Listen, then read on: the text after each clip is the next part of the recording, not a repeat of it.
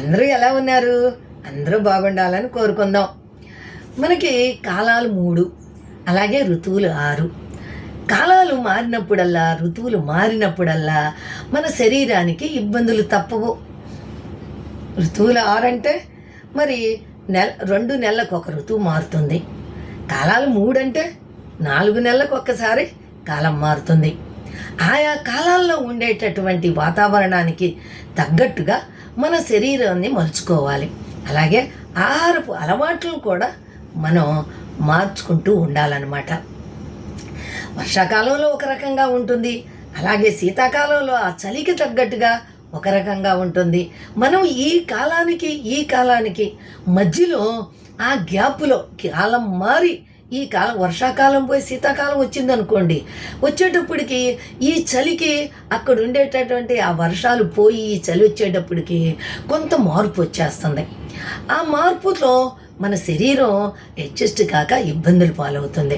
సరే, ఈ శీతాకాలం వచ్చింది కదా, దానికి తగ్గట్టుగా మన ఆహార పదార్థాలని, మన శరీరాన్ని కొద్దిగా అలవాటు చేసుకునేటప్పటికి మళ్ళా వేసవికాలం వచ్చేస్తుంది.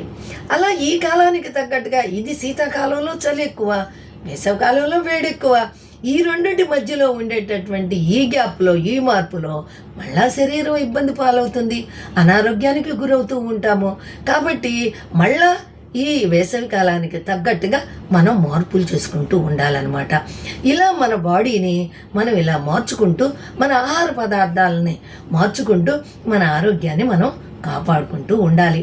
అందుకనే ఇప్పుడు వేసవి కాలం వచ్చేసింది, ఈ ఎండలు కూడా విపరీతంగా ఉన్నాయి. కాబట్టి మనం కూడా మన ఆహారపు అలవాట్లని మనం మార్చుకోవాలన్నమాట. ఎలా మార్చుకోవాలో ఇప్పుడు మనం కొద్దిగా తెలుసుకుందాం. మరి రాత్రిపూట ఏం చేద్దామంటే కొంచెం అన్నాన్ని ఎక్కువగా వండుకుని, ఆ అన్నంలో కొద్దిగా పెరుగు వేసి, ఉల్లిపాయ ముక్కలు వేసి, మజ్జిగ కానీ పెరుగు కానీ శుభ్రంగా కలిపేసి దాన్ని పొద్దున్నే భుజించాలి.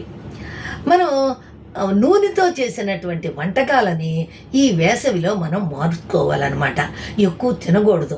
నూనె పదార్థాలను ఎక్కువగా తిన్నామనుకోండి, అది మనకి దాహాన్ని కలిగిస్తుంది. ఆ దాహం తీరటం కోసమని నీళ్ళని ఎక్కువగా తాగుతాం.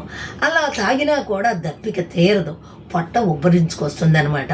అందుకనే పొద్దున్నే టిఫిన్లు అవి మానేసి నూనెతో చేసిన పదార్థాలు తినకుండా ఇలా సద్దన్నం గనక తిన్నట్టయితే పొట్టంతా చల్లగా ఉంటుంది, ఆరోగ్యానికి మంచిది. అలాగే మనం మధ్యాహ్నం తీసుకునేటటువంటి ఆహారంలో కూడా నూనె పదార్థాలు, వేపుళ్లను తినకూడదు. అది కాకుండా పులుసు కూరలు, చింతపండు పులుసుతో చేసినటువంటి పులుసు కూరలు, బెండకాయ పులుసు, అలా సొరకాయ పులుసు, ఇలా పులుసు కూరలు, అలాగే పప్పుచారు, సాంబారు ఇలాంటివి చేసుకొని, అలాగే మనం పాలతో వండిన గుజ్జుకూర ఇలాంటివన్నీ కూడా చేసుకుంటే అవి తింటే మనకు మంచిగా అనిపిస్తుంది. అలాగే మనం సాయంత్రం అయ్యేటప్పటికి అంత నిమ్మరసంలో కొద్దిగా ఉప్పు వేసుకొని తాగితే మంచిది. ఆమ్లాలు మరి అట్లాగే సోడియం మనకి శరీరానికి అందుతుంది. అలా కాకుండా మజ్జిగని ఈ వేసవిలో 4-5 సార్లు మజ్జిగ నీళ్ళు తాగితే ఆరోగ్యానికి ఎంతో మంచిది. మంచిదని మర్చిపోకండి.